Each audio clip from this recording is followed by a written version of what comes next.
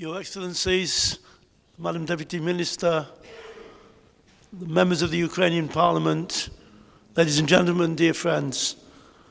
Thank you, Gabriella, for those kind words of welcome, for organising this wonderful event, and for all that you and your staff here at the Konrad Adenauer Stiftung office in Kiev have done for the success of this project.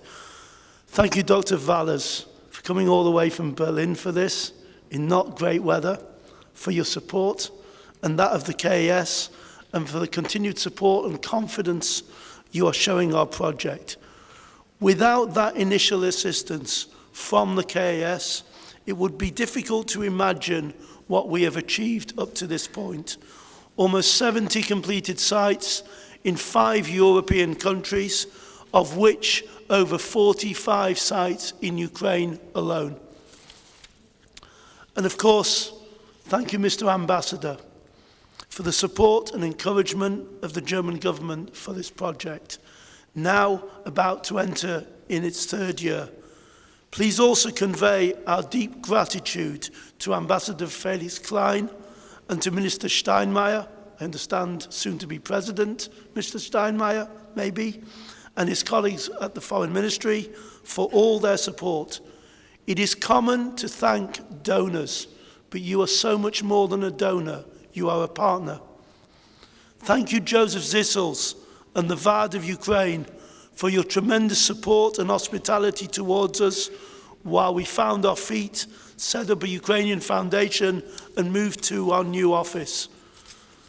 May I say that we are indeed also honoured by the presence of the Ambassador of the State of Israel.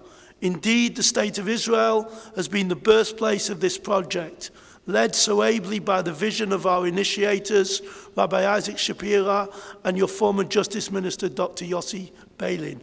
Toda rabah, Adonai HaShagrir. I am asked why it is so important to protect Jewish cemeteries, most particularly in the towns and villages where Jews lived for hundreds of years and which were wiped out in the Shoah. It is integral, of course, to Jewish tradition and to all religions to protect the sanctity of these sites and the respect we have for those buried there. Often these sites, laying neglected and open for so many decades, threatened by construction and agriculture and desecration, are so often the last physical presence of the thriving Jewish life that existed in these places, many of which contained sizable Jewish communities. Seeing them protected and observing rededication ceremonies at the sites begs us to ask a question for all the local people involved, young and old. What happened to these Jewish communities and why? For it was not a bolt of lightning that came down and suddenly destroyed them. It was the jackboot of Nazism, of hatred and intolerance and dictatorship and anti-Semitism. And that did not come down like a sudden lightning bolt either. It took years to develop and fester, while too many decent people looked on and did nothing.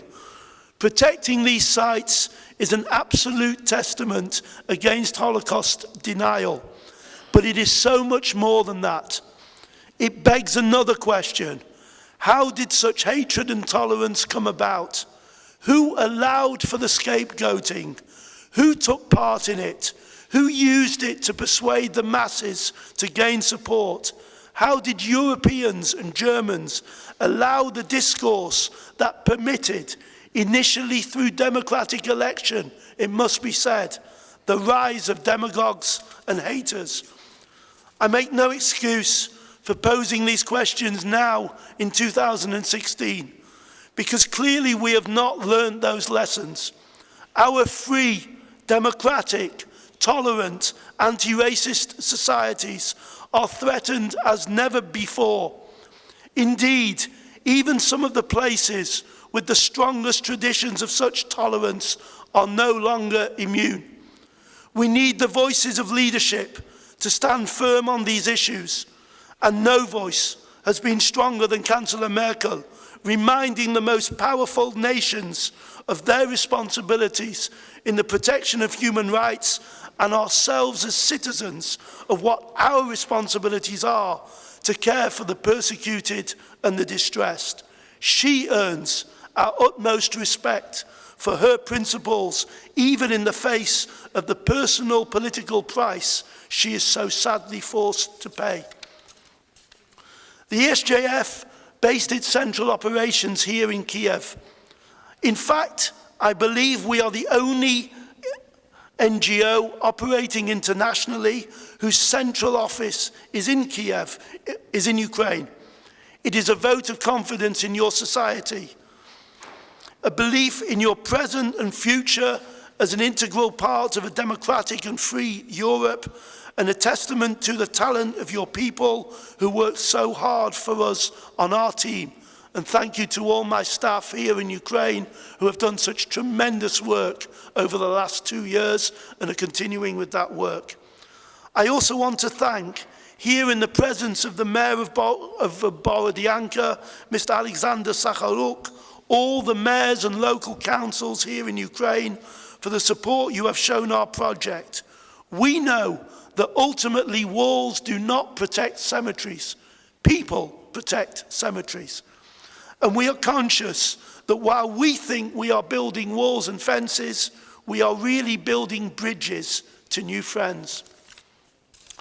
The task is great. There are at least 6,000 sites between the Elbe and the Dnipro. Only about 3,000 to 4,000 of those can still physically be saved. Many lie threatened and unprotected across the vast territories of Central and Eastern Europe. This is our Jewish heritage, and it is also an integral part of your Ukrainian historical heritage. As we move forward, we seek the support of all your governments and the pan-European organizations of the European Union and the Council of Europe. We have but started this mission, but we intend to complete it. Let me finish with some words I usually direct towards young people when they attend the rededication ceremonies at our projects, and indeed during the educational projects we run in dozens of schools across this continent. Many of these people, young people, do not know of the terrible carnage that happened to European Jews in these regions. The systematic murder of 6 million Jews was where Jews were specifically singled out, from Ireland to Russia, from Norway to Greece, for total annihilation. But not only Jews suffered, so too did Ukrainians, Poles, Belarusians, Roma, and many others 70 and 80 years ago, through war, occupation, oppression, famine, and massacres. When you leave here, I tell these young people at these ceremonies, go home and switch on the TV or take a look at the news on your smartphones. Look at the carnage in Iraq and Syria, the genocides and destructions of ISIS, and remember that in the lives of your own grandparents, this was what happened in your own towns and villages. Learn and remember that. Internalize it and help us to make sure it never happens again. This is why we are here. This is the basis of the ESJF project to protect Europe's Jewish cemeteries. Thank you so much.